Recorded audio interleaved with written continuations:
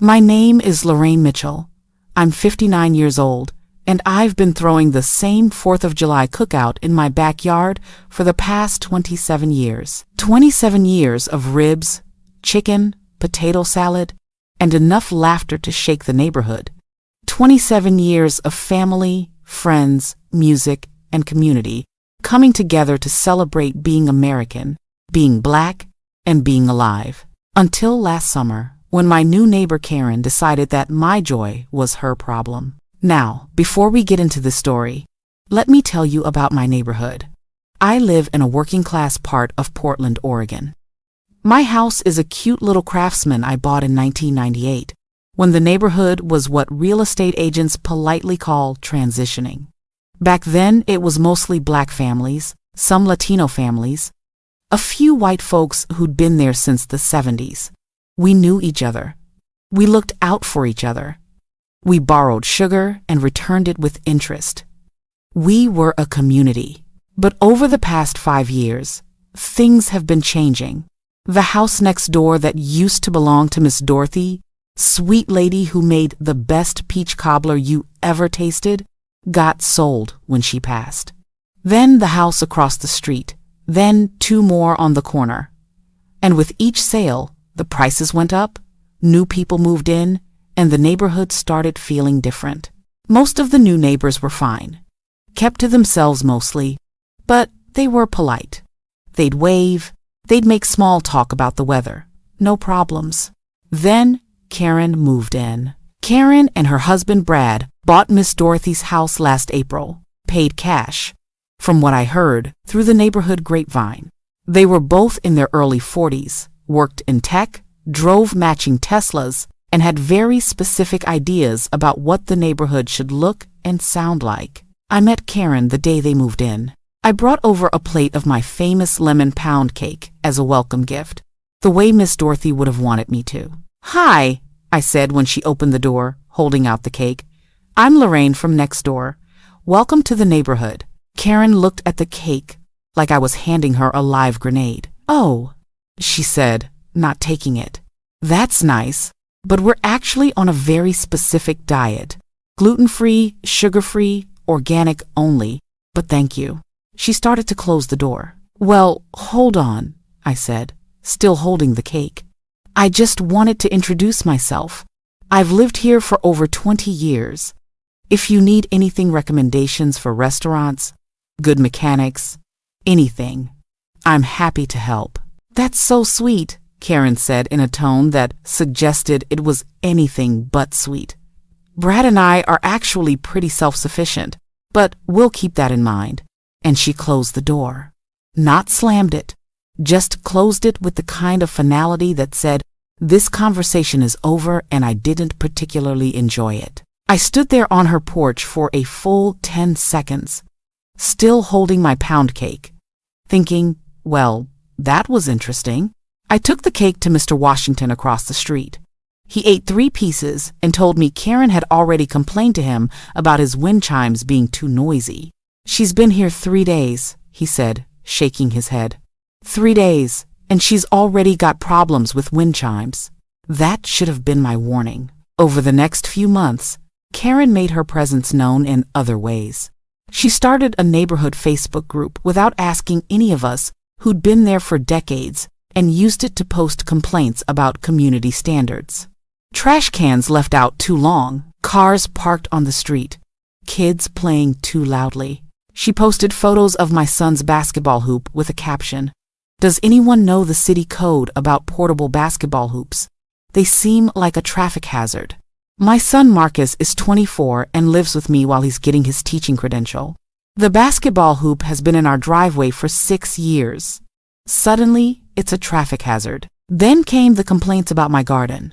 I grow vegetables in my backyard, tomatoes, peppers, collard greens, herbs.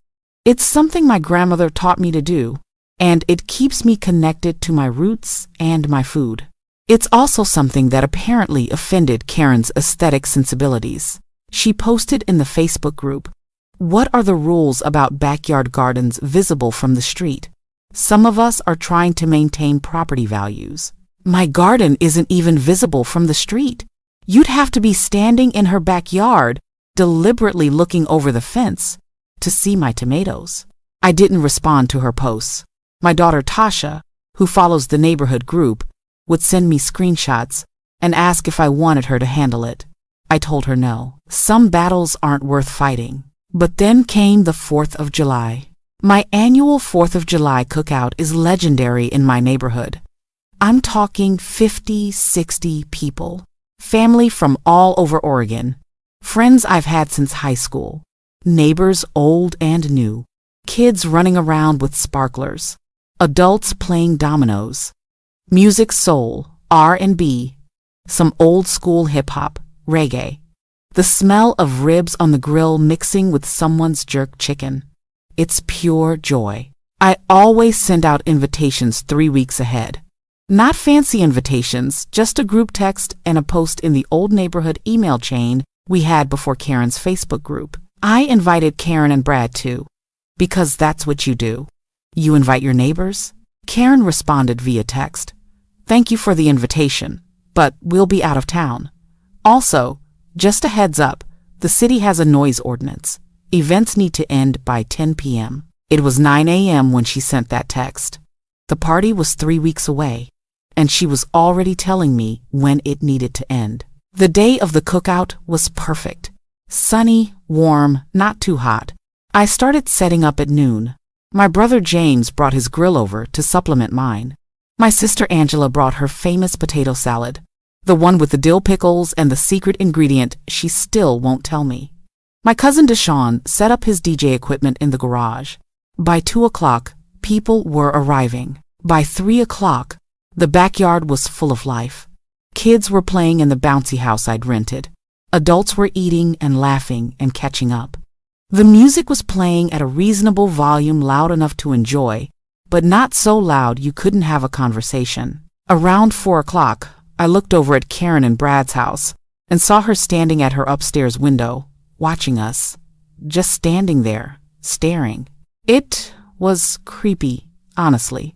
But I waved. She didn't wave back. She just closed the curtain. She said she was going to be out of town. My daughter Tasha said, noticing the same thing I did. Guess plans changed, I said, flipping some ribs.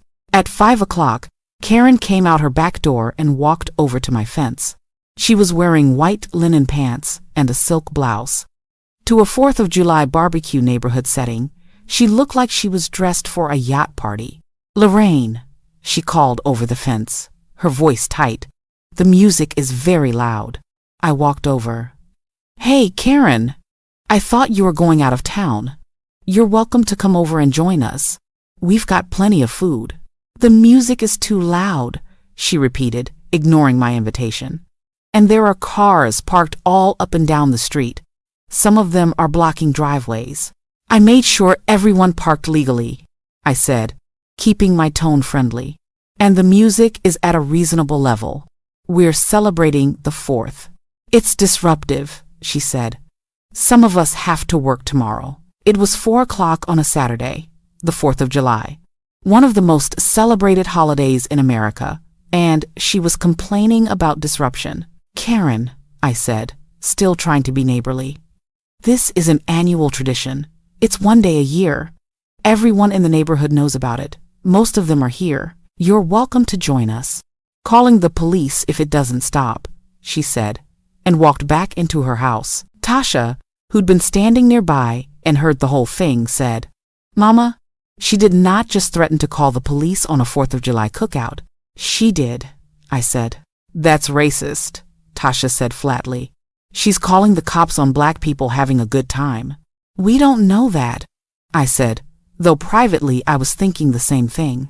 Mama, when has anyone ever called the cops on Mr. Peterson's 4th of July parties when he lived here? When has anyone called the cops on the neighborhood block party? Never. Because those were white people having fun. But the minute we're too loud, too visible, too happy. I know, I said, cutting her off gently. I know, baby, but let's not make it about that, unless it becomes about that. Let's just enjoy our party. But I'd be lying if I said her threat didn't take some of the joy out of the afternoon. I kept glancing at Karen's house, wondering if she'd actually do it, wondering if police would show up to my family gathering, wondering what that would look like. Cops rolling up on a bunch of black folks, having a barbecue. At 7 o'clock, right when my brother was about to start batch of ribs on the grill, I heard it. Sirens. My heart sank. Everyone in the backyard got quiet. The music kept playing, but all the adults had stopped talking. We all knew what was about to happen. 2 police cars pulled up in front of my house. "Turn off the music," I told Deshaun quietly. He did. 4 officers got out. 2 white, 1 black, 1 Latino. They walked up to my open gate, and I went to meet them, my stomach in knots. "Evening, ma'am," one of them said, Officer Martinez, according to his name tag. "We got a noise complaint about this address. From my neighbor Karen," I said, not as a question. He didn't confirm, but his expression told me I was right. "We need to make sure you're in compliance with the noise ordinance. Can you tell me what time your event started and when you're planning to end?" Before I could answer, the black officer, Officer Johnson, looked past me into the backyard and said, "Wait, Miss Lorraine, is that you?" I looked at him more carefully, and then I recognized him. "Marcus Johnson? Little Marcus from down the street?" His face broke into a huge grin.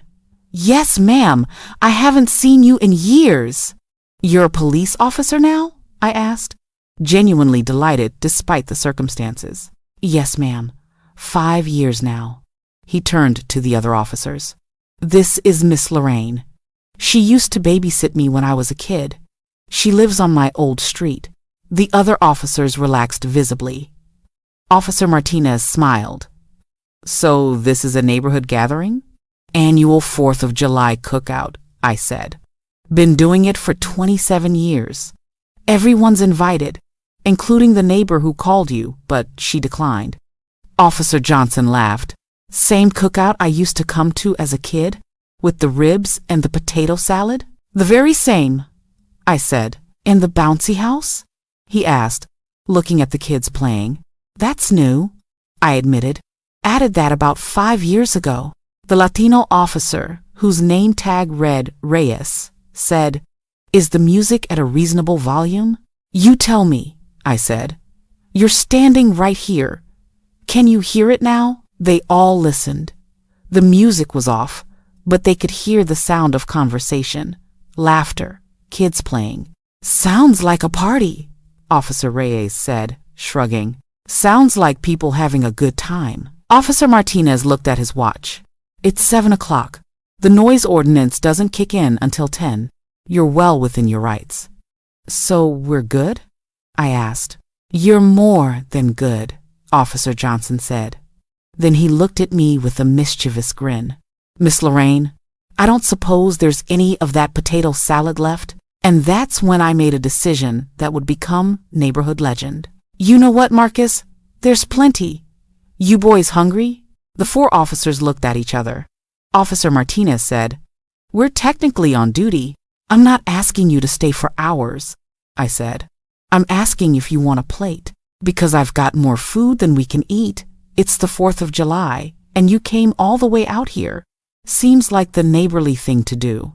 Officer Johnson was already texting someone. "Let me check with the sergeant." 2 minutes later, he got a response. "Sergeant says we can take a quick break for community engagement." He was grinning ear to ear. I turned to my backyard full of family and friends who'd been watching this whole interaction in tense silence and said, "We're good, everybody, and we've got some guests for dinner." The relief was immediate. Someone turned the music back on. My brother James fired up the grill again, and I fixed 4 plates piled high with ribs, chicken, potato salad, baked beans, cornbread, and coleslaw. The officers stood by their cars, eating and talking with some of my family members who came out to the front. Officer Johnson told stories about growing up in the neighborhood. Officer Reyes talked about his own family's 4th of July traditions. Officer Martinez complimented the ribs 3 separate times, and the whole time I could see Karen standing at her window, watching. When the officers were finishing up, Officer Johnson said, "Miss Lorraine, this was exactly what I needed today. Thank you." "You're welcome, baby," I said. "You come back any time." Officer Martinez handed me his card. "If you have any more trouble with complaints, give me a call. What you're doing here, this is what community looks like. Don't let anyone take that away from you." They left around 7:30, and word of what happened spread through the party like wildfire. People who'd been tense earlier were now laughing and taking pictures. My nephew posted a photo on Instagram with the caption, "When the cops show up to the cookout and become part of the cookout." It got shared about 3,000 times. But the story doesn't end there. About 30 minutes after the police left, there was a knock on my back gate. I opened it, and there was Karen.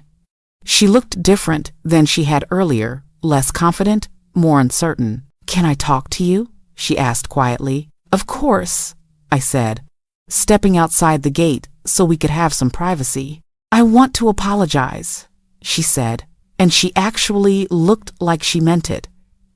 "I shouldn't have called the police. That was wrong." "Yes, it was," I said. Not angry, just honest. "I was sitting in my house, watching those officers eat your food and laugh with your family, and I realized something." She continued, "I've been here for 3 months and I don't know anyone." Not really. I've been so focused on what I think the neighborhood should be that I haven't paid attention to what it actually is. "Which is what?" I asked. "A community," she said. "A real one, where people know each other and look out for each other and celebrate together. And I've been treating it like a property investment instead of a place where people live and have history." I didn't say anything. I just let her talk. "My husband and we moved here from California. Everything there was so expensive, so impersonal. We thought Portland would be different. And it is different, but I've been trying to make it into what I think it should be, instead of appreciating what it is." "Karen," I said gently, "why did you really call the police?" She was quiet for a long moment. "Honestly, I was jealous. I was sitting in my house alone, hearing all of you laughing and having fun, and I felt left out. But instead of admitting that, I told myself you were being too loud, that you were disturbing the peace, when really, I was just lonely." That hit me hard, because I understood it. Moving to a new place, not knowing anyone, feeling like an outsider, that's hard, even if you're the one who chose to move there. "You know what the solution to that is?" I asked. "What?" "Come to the cookout next year," I said. "Actually come. Don't stand at your window watching. Don't call the police. Just come over, introduce yourself, have a plate, meet some people. Be part of the community instead of trying to regulate it from the outside." She looked surprised. "You'd still invite me after what I did?" "Karen, I invited you this year after you complained about my basketball hoop, my garden, and my trash cans.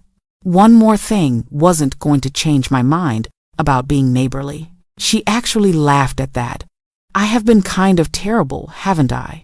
"Kind of," I agreed, smiling. Can I come in now?" she asked. "To the party?" I looked back at my yard full of family and friends. Some of them had seen Karen at the gate and were watching us curiously. "Let me ask you something first," I said. "Why do you want to come in now?" "Because I don't want to be the person who calls the cops on her neighbors," she said. "I don't want to be the person who makes everyone tense just by existing. I want to be part of something, and it looks like you've built something really special here." "I haven't built it alone," I said. "That's the point of community. Everyone contributes. Everyone belongs. But you have to actually show up." "I'm showing up now," she said. I opened the gate. "Then come on in." Walking Karen into my backyard party was one of the stranger moments of my life. There was definitely some tension. Some people stopped talking when they saw her. My daughter Tasha gave me a look that said, "Mama, what are you doing?" But I introduced Karen to everyone. "This is my neighbor Karen. She's new to the neighborhood and wanted to come meet everyone. People were polite but cautious. They said hello.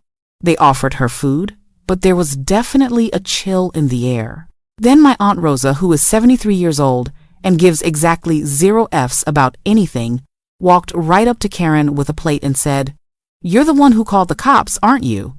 The entire backyard went silent. Karen looked like she wanted to disappear into the ground. "Yes, ma'am, I am. And I'm sorry. It was wrong, and I apologize to everyone here."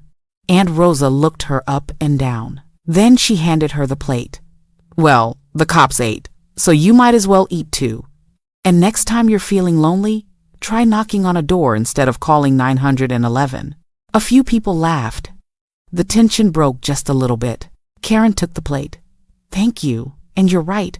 I should have just knocked." She stayed for about an hour. She didn't try to fit in or make best friends with everyone. She just sat at one of the picnic tables, ate her food, and had quiet conversations with a few people who were kind enough to include her. Before she left, she found me by the grill.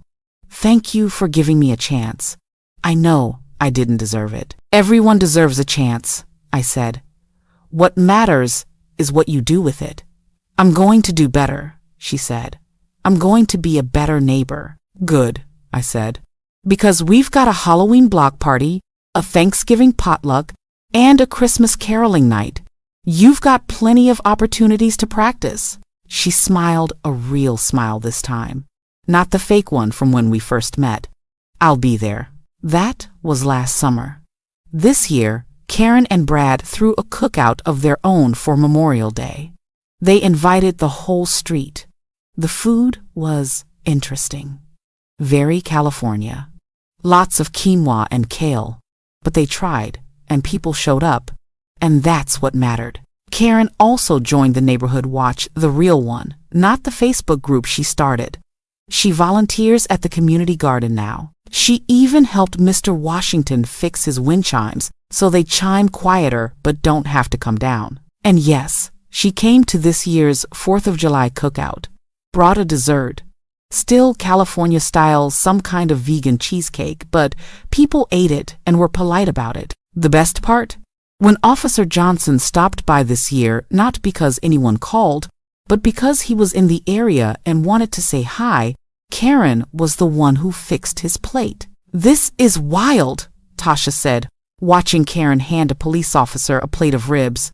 "A year ago, she called them on us. Now she's serving them. That's what growth looks like," I said. "Or privilege," Tasha countered. "Let's be real, Mama. If she hadn't been white and affluent, those cops might not have been so friendly.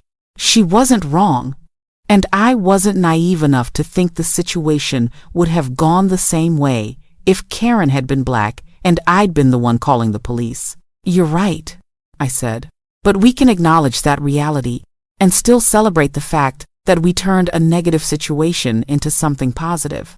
Both things can be true." "Fair," Tasha said. Then she smiled. Plus, that moment when Aunt Rosa called her out was iconic. I'm going to remember that forever. "Your aunt has never been subtle," I agreed, laughing. "Here's what I learned from the whole experience. Community isn't something you're born into or something that just happens because people live near each other. It's something you build. Sometimes one cookout at a time. Sometimes one awkward conversation at a time. Sometimes one really uncomfortable moment where someone has to admit they were wrong and someone else has to decide whether to accept that apology. Neighborhoods are changing. That's inevitable. People move in, people move out. Property values go up. Cultures clash. But we get to decide whether those changes tear communities apart or create opportunities to build new ones." Karen could have stayed the neighbor who called the cops on the cookout. She could have doubled down on her complaints and her Facebook group and her ideas about what the neighborhood should look like. And honestly, a lot of people in her position do exactly that. But she chose differently. She chose to acknowledge that she was wrong, to show up even when it was uncomfortable, to learn about the community she'd moved into instead of trying to change it to match her expectations. And I could have stayed angry. I could have held that grudge forever. I could have made sure everyone in the neighborhood knew what she'd done and frozen her out permanently. That would have been justified. That would have been understandable. But I chose differently too.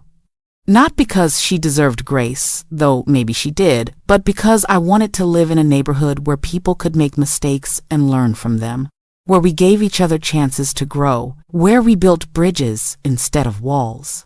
That's what community means to me. Not everyone looking the same or thinking the same or even liking each other all the time, but everyone showing up, everyone trying, everyone belonging. So yes, my neighbor called the cops on my cookout. And yes, I invited the cops to eat. But more importantly, I invited my neighbor to become part of something bigger than her fears and assumptions and discomfort.